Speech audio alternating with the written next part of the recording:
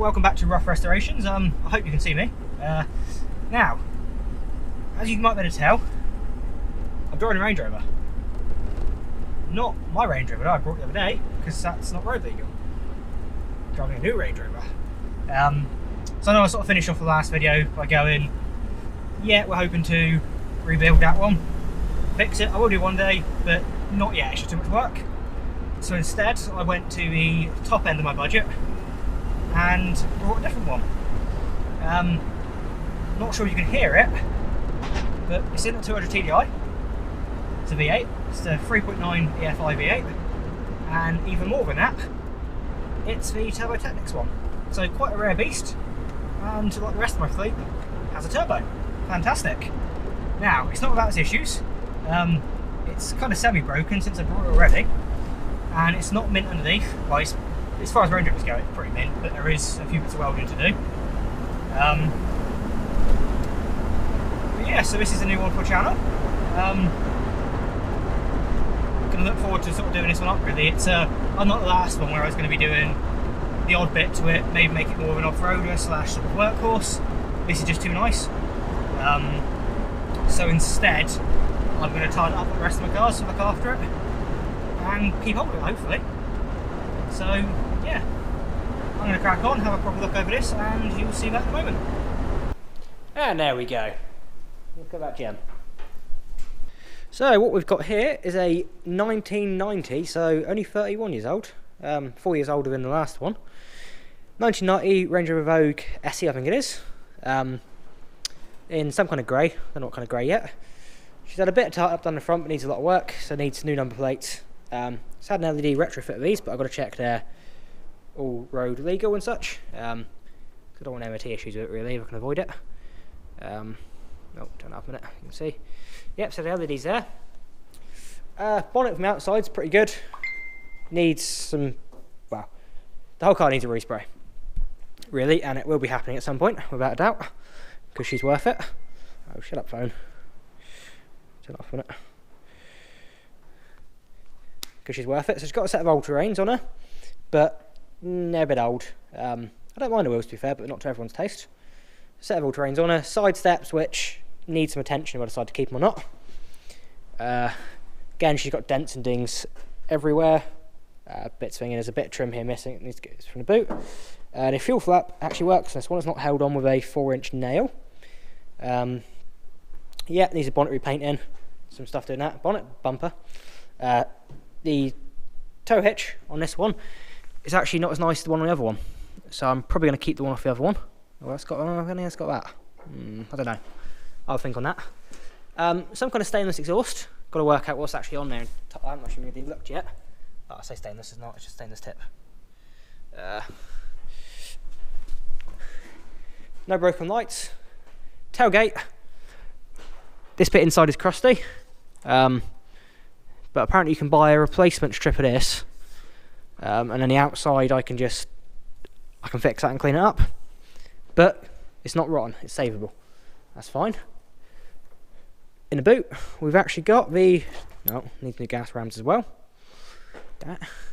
But we've actually got both parts of the parcel shelf, which is nice because I didn't on the other one. That's good. I haven't actually checked if there's a spare wheel in there yet. I'll tell you what if it is. There is. Oh well. I'll leave that as a surprise. And then we've got jack, bits and bobs, spare math. Hope you won't need that. That bit of trim missing, headlight converters. He chucked in a stereo with it, but I need a wire unplug for it. Oh, no, it's a Sende. Oh, well, I can get fucked. That's gonna be crap. New passenger window regulator. Well, this part is knackered on the passenger window, so you've got this new bit of this and a whole new regulator as well, just to be safe. A lot of mats. Not too shabby, could be worse. Just close that a minute. Around this side, again, we've got dents and dings and stuff, which is sad, but that can all be fixed. You know, bit of alloy corrosion. But compared to the other one,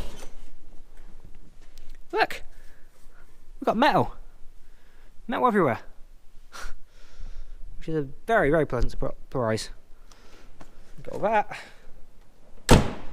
Doors are a bit of a pig to open, as are a lot of old Range Rovers. So that's the outside of her. Again, roof is very faded, lots of like faded and like lack of damage and such. So that definitely needs a respray, and it looks like I also need a new sunroof seal. Sunroof doesn't open, but the one on the other one does, so we'll have to use that as a donor. Let's just get in there a minute. As for the inside, we've got full electric leather. Needs a clean, it's got a few marks on it and such. But overall we're in pretty good condition. It's a full electric leather. Wood trim, which is an auto. A stereo which works, but kind of. I've got to look at the heater, because I didn't seem to have much.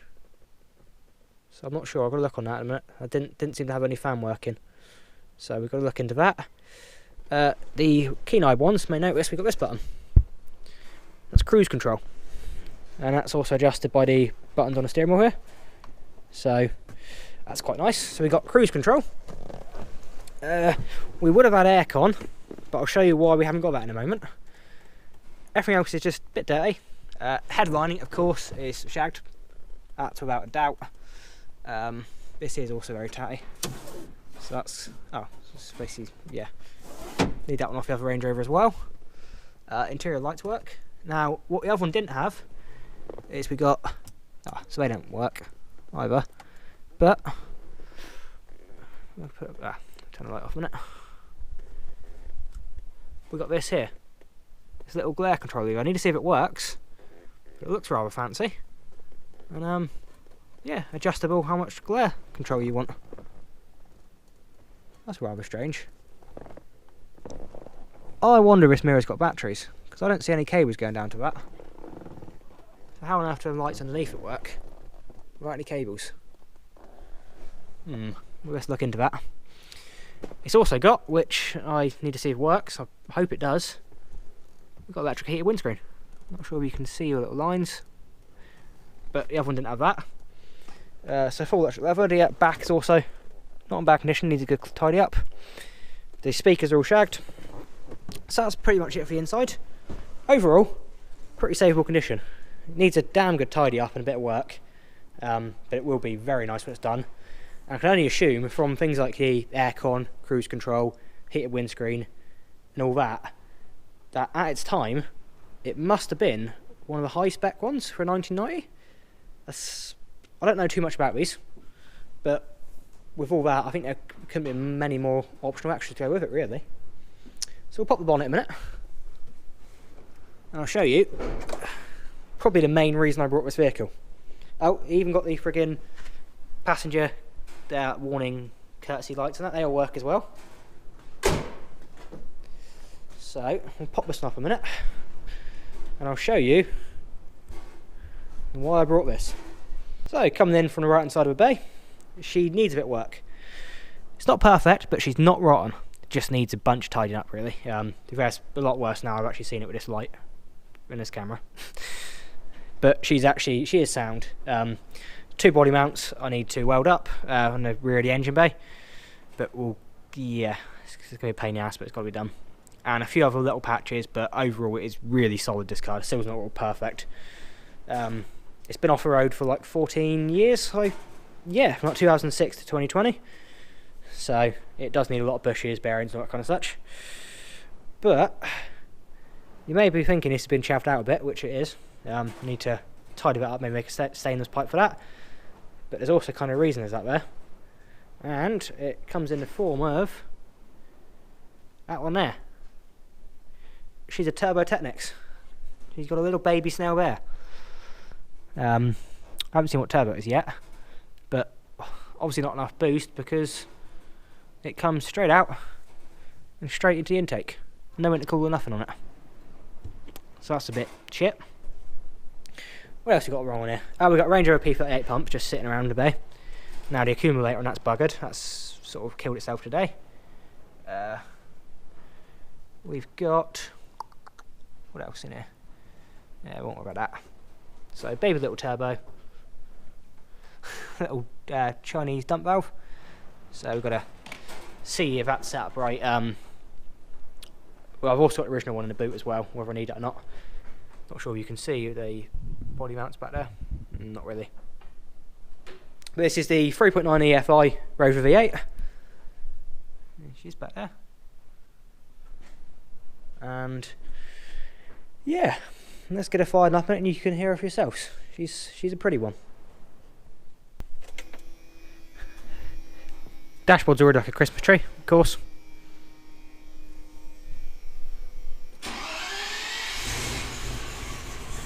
That sweet, sweet V8 sound.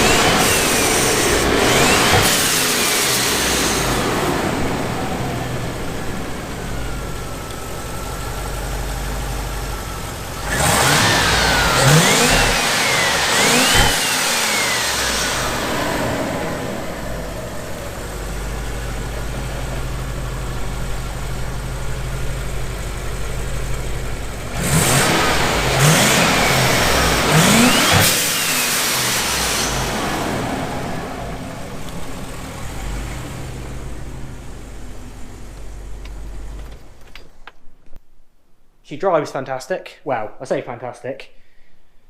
Country roads, you feel a bit seasick because all the bushes are so screwed. It's chucking you just everywhere. You can't. Not great. Don't really want to stay in a straight line all the time. So it does need a lot of work on the suspension, bushes, all that kind of such. But power-wise, acceleration, gear shifts, and that, absolutely, yeah, no, spot on, perfect, absolute gem. I know these are quite rare. I'll be interested to see if anyone else actually got any. You can't really find anything on Google about them. So I'm pretty happy to own that, and that's definitely going to be a long-term project with a keeper, I think, because it's just, that's definitely me, yeah. Without a doubt, fits into the fleet. That now means I've got a 4-cylinder turbo, V6 twin turbo, and a V8 turbo. So, what could you ask for? Well, maybe a V12 turbo, but maybe in the future. So yeah, I've been Jordan, this has been a refresh of those. If you happen to enjoy the content, then yeah, give me a like. If you want to see more about this beast, then why not subscribe, follow it, and yeah, just let me know what you think. Drop a comment down, share the video around, and I'll see you next time hopefully. Bye.